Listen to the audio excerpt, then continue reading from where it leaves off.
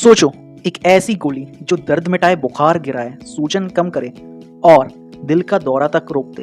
हाँ, हम बात कर रहे हैं एस्पिरिन, दुनिया की सबसे पुरानी और मशहूर दवा जो छोटी है पर काम बड़े बड़े करती है।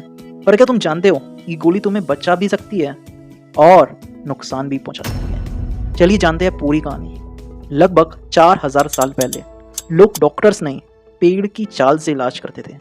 विलो ट्री की छाल दर्द और बुखार में इस्तेमाल होती थी और वहीं से जन्म हुआ एस्पिरिन का।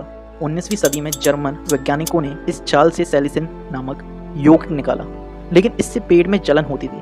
फिर 1897 में बेयर कंपनी के वैज्ञानिक फेलिक्स हॉफमैन ने अपने पिता के लिए एक नया रूप बनाया, एसिटाइल सैलिसिलिक एसिड, जो असरदार भी था और पेट के लिए हल्का भी। और वहीं से दुनिया ने जाना एस्पिरिन। एस्पिरिन शरीर के अंदर कॉक्स एंजाइम को रोक देती है, जो दर्द, बुखार और सूजन के लिए जिम्मेदार होता है।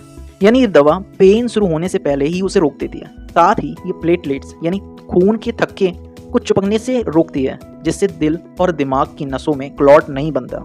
इसलिए इसे हार्ट प्रोटेक्टिंग ड्रग भी कहा जाता है। अब सबसे कॉमन सवाल, कितनी एस्पिरिन लेनी चाहिए? तो देखो, पेन या फीवर के लिए 300 to 650 mg हर 4 से 6 घंटे में, लेकिन दिन भर में 4 ग्राम से ज्यादा नहीं। हार्ट अटैक या स्ट्रोक प्रिवेंशन के लिए लो डोज एस्पिरिन यानी 75 to 100 mg रोजाना। इसे अक्सर बेबी एस्पिरिन कहा जाता है।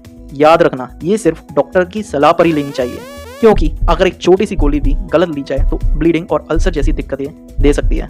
प्रेग्नेंट महिलाएं, खासकर आखिरी महीने में, इससे बच्चे या माँ को खतरा हो सकता है। 12 साल से छोटे बच्चे वो भी ना ले, क्योंकि इससे रेस सिंड्रोम नामक की गंभीर बीमारी हो सकती है।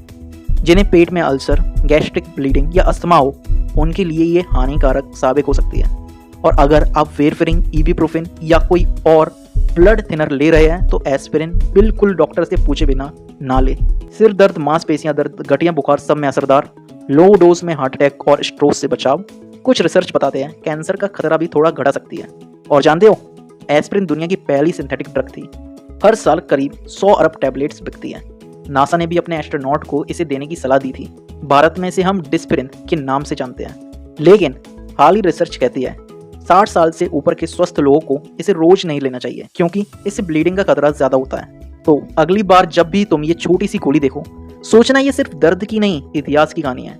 4000 साल पुराना इलाज, एक वैज्ञानिक का समर्पण और एक ऐसी दवा जिसने करोड़ों जिंदगियां बचाई। Aspirin, the टिनी pill that changed the world.